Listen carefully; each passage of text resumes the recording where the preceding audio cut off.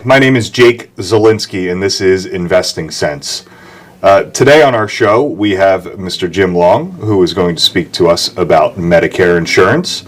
On our show here at Investing Sense, we like to talk about financial topics that will help educate our local community.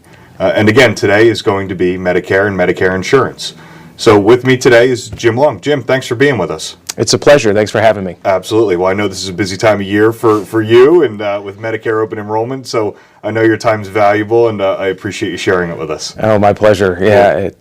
Yeah. Before we get started into some of the topics that we want to talk about on Medicare and insurance, I just want to get a little background. So how long have you been doing this? How did you get started in the Medicare world? Can you give us a little insight? Absolutely, yeah. So I've been an insurance broker for 12 years, specializing in retirees, helping them choose their insurance plans for virtually the entire time. Okay. And with the baby boomers aging into Medicare at a rapid pace and people exiting the market, the employer market, it's been pretty busy.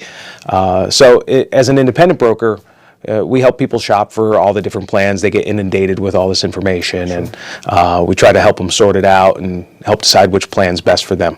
That's great. Yeah, there's a lot of clients that come into my office and ask about Medicare insurance, and it seems to be like there's a lot of myths out there. There's a lot of misinformation, and there's a lot of stuff that I think is well known in the Medicare world. So definitely want to talk about a few things with you today. First and foremost, 65 is the magic number that we always hear. So is somebody automatically enrolled once they hit that age 65, or do they have to do something a few months beforehand? Yeah. What does that process actually look like? Well, Jake, almost every question you ask of me is going to have a response something like, well, it depends. So at 65, the only people passively enrolled into Medicare, automatically enrolled into Medicare, will be people that are already collecting a Social Security benefit of any type. Okay. That's a trigger. Social Security is a very different program, but the two are linked in several ways, and one of them is that Social Security handles enrollment into Medicare, and they will auto-enroll you if you're collecting a Social Security benefit. Okay. If you're not, your 65th birthday will come and go. Okay. With no magic Medicare card in the mail. Okay. So if you want Medicare at 65 and you're not collecting a benefit, you want to make sure that you're doing something about it. Correct. You want to reach out to Social Security. Okay. You can do so online, by phone, or show up in person and ask them to sign you up for Medicare. Is there a time frame that you usually recommend for somebody? So when I turned 64 and a half or whatever it may be, is that triggered? Is it 1 month, 2 month? What does that look like? Well, I typically recommend people start thinking about it before it's right upon them. Okay. What are the rules? What do they need to do? What are their responsibilities?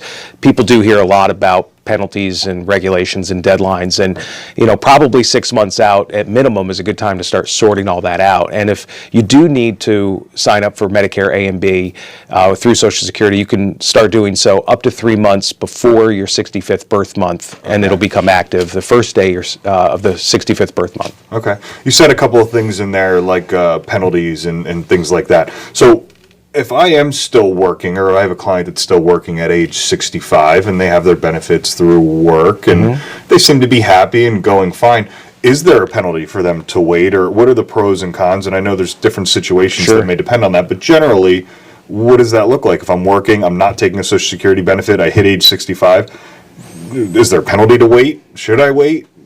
That's a magic question we get all the time. And if you like the status quo, you're welcome to keep it in most cases. Okay. So again, it depends. Sure. But if you're working and you like your insurance and you're covered by your current employment or your spouse's current employment, you are allowed to put off Medicare as long as you want to without a penalty. You'll need to show some proof of credible coverage and that employment, that continuous coverage and employment. You'll need to show that later when you do want to sign up. But the penalties, a lot of people are nervous about them, and they should educate themselves about them because Social Security is not too flexible about reversing any of that. So you want to make sure you're doing the right thing when. But for most people, if you're working and like your work insurance, you can keep it as is until you retire. Now, some people, a lot of people we recommend, in fact, you can sign up for Part A of Medicare. That's the hospital insurance under the federal Medicare program, and your taxes have fully funded that program typically. So there's no fee to start it when you start it up. you've fully paid for it already. So a lot of times it's okay to sign up for Part A and be active in the Medicare system for that piece of it and continue on with your work insurance. But there are special circumstances and situations where you may need to sign up for B even if you're still working, depending on the kind of employer you work for. Understood. So let's talk about that. A couple of the different plans. So you mentioned A and B, which, I think a lot of people know about. But what about the Medicare Advantage and the supplemental plans that go into that? Is there usually, again, I know each person is different, but what pushes you in a certain direction for taking a Medicare Advantage or a supplemental plan? Sure. So yeah, Medicare A and B is the foundation where it all starts. That's the federal government, but this is a hybrid system. It's a federal government insurance program, and there's private elements to it through the private insurance programs, and they're inundating people, with marketing materials, especially leading up to 65, and they all say, hey, they're the best, join us. But Medicare A and B is some basic health insurance, and you can choose to either supplement it with a Medigap plan, or you can replace it with a Medicare Advantage plan, and there are pros and cons to both. And when I initially meet with people in our initial talks are typically, okay, what are the basics of how those each work? What are the pros and cons of each? Sure. Which side of the fence are you going to want to live on? So that's why it makes sense to probably start this process a few months before you're actually thinking about pulling the trigger, since there are some caveats, some different options that you have in there, and everybody has their own personal situation that we have to solve for. 100%.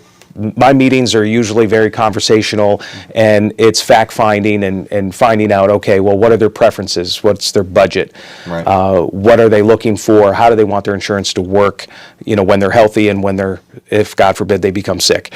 Sure. So it's finding out all of those different things that matter most to them, because there isn't a cookie-cutter solution for everybody.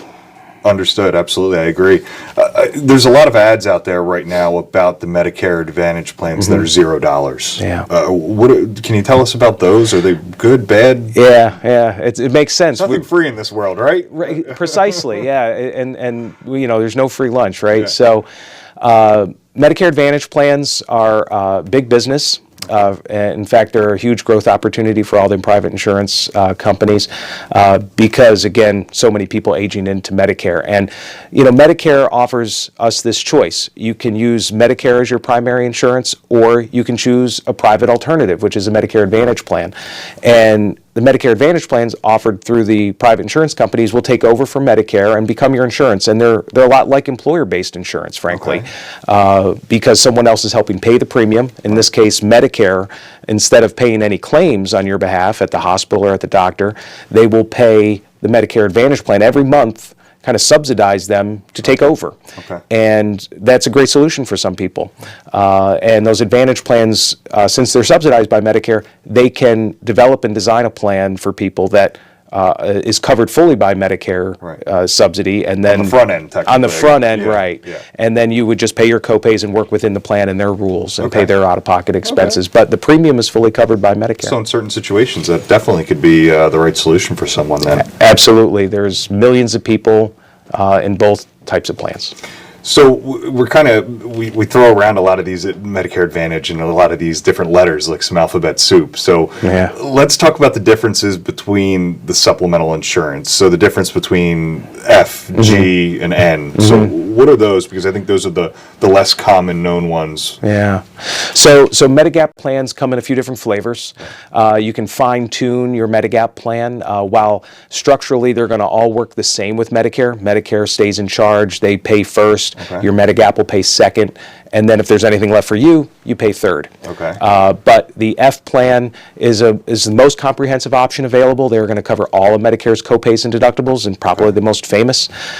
G and N are also very viable options, and I have a lot of clients in those as well.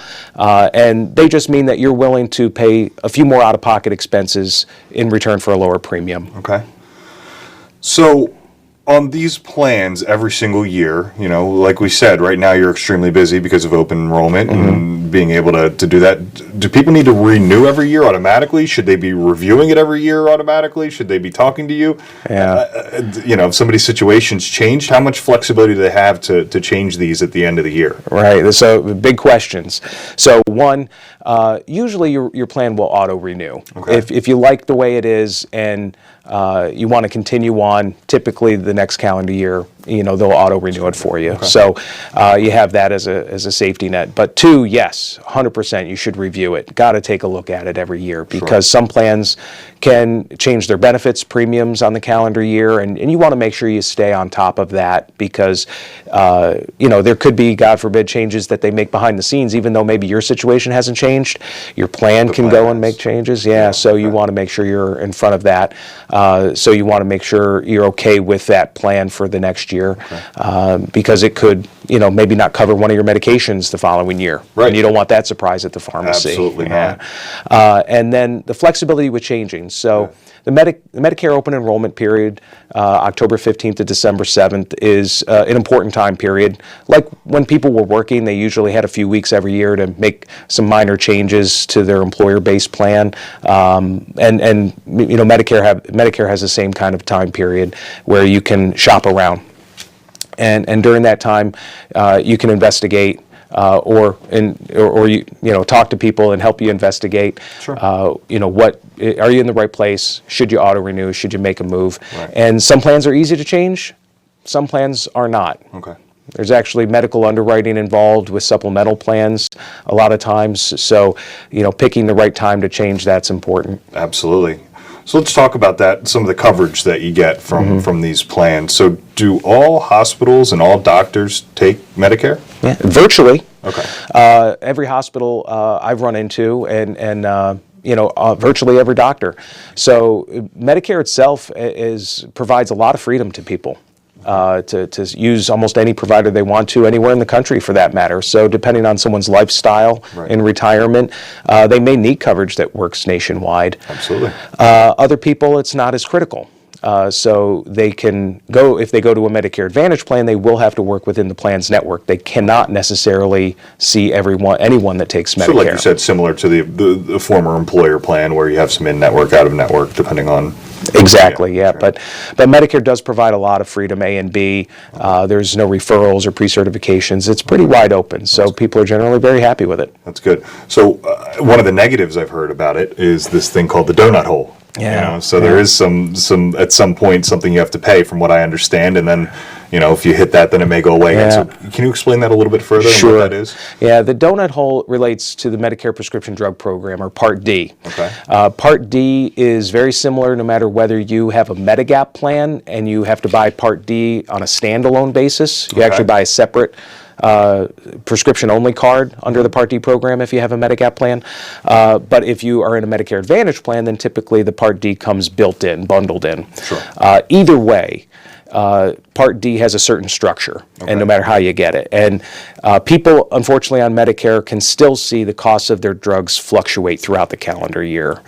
There's deductibles on a lot of plans, and then there's co-pays, and then they could hit this threshold that's officially called a coverage gap, but everyone seems to know it as the donut hole. And if they hit that mark before the end of the year, and it's all based on the cost of their medications, they can see the costs often jump up. Okay. It's not as bad as it used to be. There's been some reform, and the coverage in that coverage gap or donut hole has improved, but it's actually still here, even though a lot of times they were talking about it being eliminated. But it still impacts people, and there can still be some high costs under Medicare drug coverage. It's something I have to prepare people when they're getting introduced to Medicare, that they could potentially have some high out-of-pocket costs for medications. Depending on what their medications are and how much they're... Everyone's different. Yeah, absolutely. Why doesn't Medicare cover dental, vision, and hearing? Well, I don't think Medicare was originally developed with that in mind. You know, back in the 60s, Medicare was meant to make sure people in retirement were covered. because they couldn't work any longer, and it wasn't meant to be a 30 or 40-year retirement health program that cover everything and anything. Right. Okay. It was never intended to be that, but it's morphed into that. It's become the foundation of our retirement healthcare system, and retirements are longer than they've ever been, and that's something you deal with every day.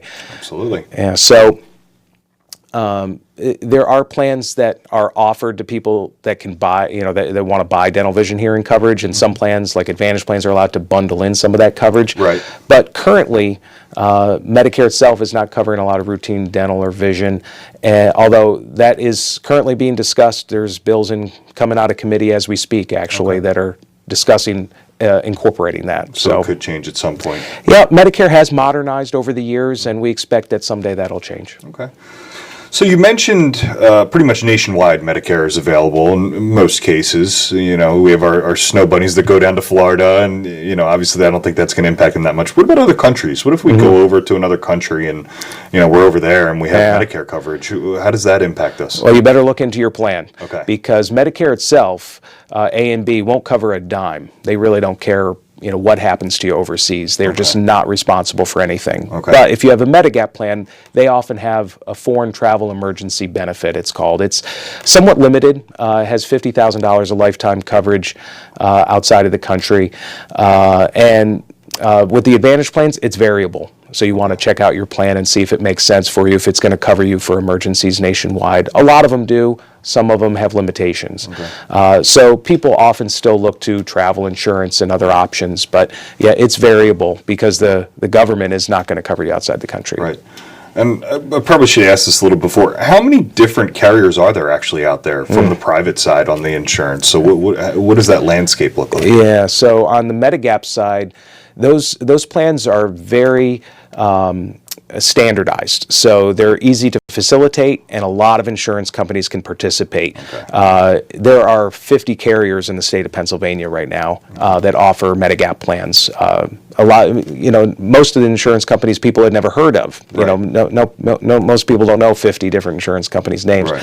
So all the household names are involved in the market, health and life insurance wise, and then a lot of life insurance companies you'd never heard of because, as a secondary payer to Medicare, all they have to do is process the claims that come from Medicare.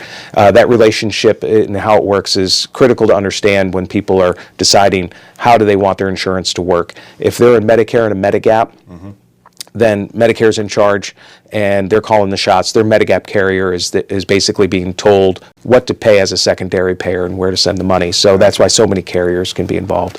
With Medicare Advantage plans, every major insurance company is involved in the market.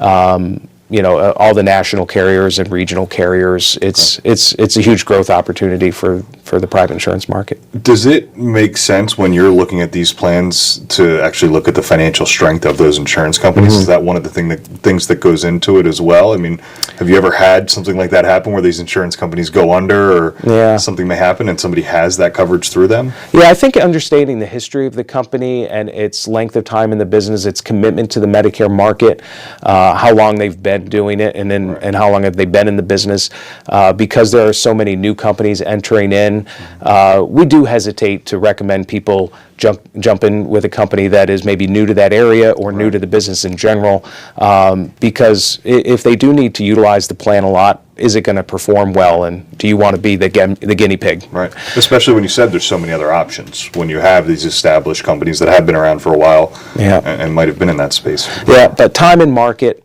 commitment to it, have they established themselves, size and strength, I think are all important. I've heard some things about Plan F going away. Is there any truth to that? What's the story there? Yeah, it's I've heard it be described several different ways, and a lot of them are somewhat inaccurate. So F is being phased out for people that are new to Medicare starting next year. In 2020, if you've never had Medicare before, Plan F, Medigap is not an option for you. However, if you have any part of Medicare, even just A only, before 2020, then you'll be able to keep an F if you've bought one, or even buy one after 2020 has begun. So while Plan F is definitely, we're going to see that shrink in the number of enrollments, it's not going away, but it's certainly on its way to the Hall of Fame. Okay. All right, that makes sense. I want to put you on the spot here and say, what are one or two of the biggest mistakes you see when people are actually getting ready to pull that trigger and sign on to Medicare and get ready? What's maybe number one or number two or both of what you see that they just maybe haven't thought of, haven't done the planning for? Where are they making the big mistakes? Well, you touched on it. It's not planning for it, and it's doing what your neighbor did. Your neighbor might be smart, but maybe not smart in this area, and you they may have a totally different situation than you. 100%. Right. So, looking into what's best for your needs, not making a rash decision, not just responding to what looked good in the mailer, because, those mailers are going to emphasize the positive aspects of the plan. Sure. They may not highlight, some of the negative aspects. Right. So you certainly want to do your homework. That's the number one mistake we see people make, is just pick something kind of knee-jerk, thinking that it's easy to change later. They don't make it as easy as it ought to be. Gotcha. Medicare redesigned their website. What big changes have you seen there? What should people know about that redesign and when they go in there to maybe look up some of this information? Yeah, good catch, Jake. So, Medicare has, for the first time in 15 years or so, has really made a major change to their website. And it's easier to read. It's more mobile friendly. Okay. But the number one thing is that they are really driving people towards creating their online Medicare account, their personal account. Okay. Just like you might with an online retailer or your private insurance company, you have your own online member portal where you can print a temporary card or look at claims. Gotcha. Medicare now has that. Great. Yeah, it is. And people, I encourage everyone to sign up for it. It's easy to create an account. That's probably the newest feature behind it. That ability was there, but it wasn't in the forefront. Now it is. Right. In fact, they've made it easier to review your plan through your online portal than before.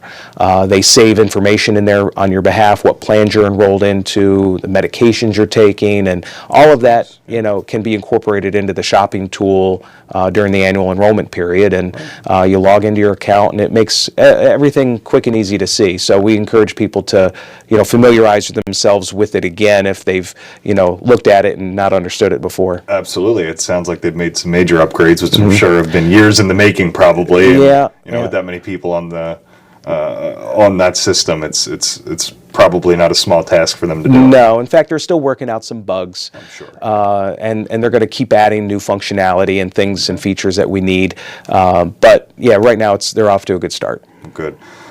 Well, I think after all the stuff we talked about today, which I know was a lot, I think the one big takeaway is you definitely have to plan. You can't just check the box and say, I want to do the status quo or the norm.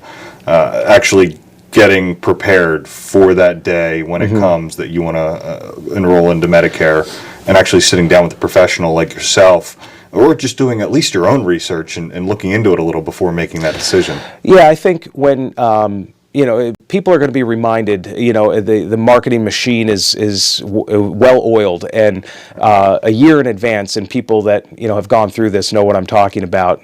12 months before you turn 65, they start knocking on the door, metaphorically anyway, and sometimes literally. But the mailbox gets full. You got that right. So they're already kind of cluing you in that it's time to start thinking about it, and maybe you don't need to make any decisions right away, and certainly you can't that early on. But it's good to start thinking about it, and even sometimes I've talked to people years in advance as they plan for their retirement, and they're talking to financial professionals about, okay, my lifestyle and what I want that to look like, and my income I need to know. They need to know what their expenses are too. And a lot of times the healthcare box is a big mystery, and sometimes I'll talk with people years before they plan on retiring, just to kind of give them some peace of mind of, this is how the basics of it work, and what based on what you're looking for, probably what it's going to cost, so we can project that out. And it's a good time to start learning well in advance, so that it's not a scary maze right before you have to enter into it. That's great. Well, again, thank you, one, for your time, and two, for all this information. If our viewers do have questions or want to get a hold of you, what is the best phone number to reach you at? 610-420-3106, and they can also learn more about me and my business at MedicareSpecialist.com. But yeah, whether someone decides to call me or use another broker, it's important to know that the professionals in our industry often do not charge any extra fees, and I encourage them to gather information from multiple sources. The insurance is the same amount no matter where you buy it, so don't be afraid to talk to multiple people. That's great. Well, again, thank you for your time. We appreciate all the information. Thank you, Jake. Again, my name is Jake Szulinski, and this was Investing Sense, and we look forward to seeing you next time. Thank you.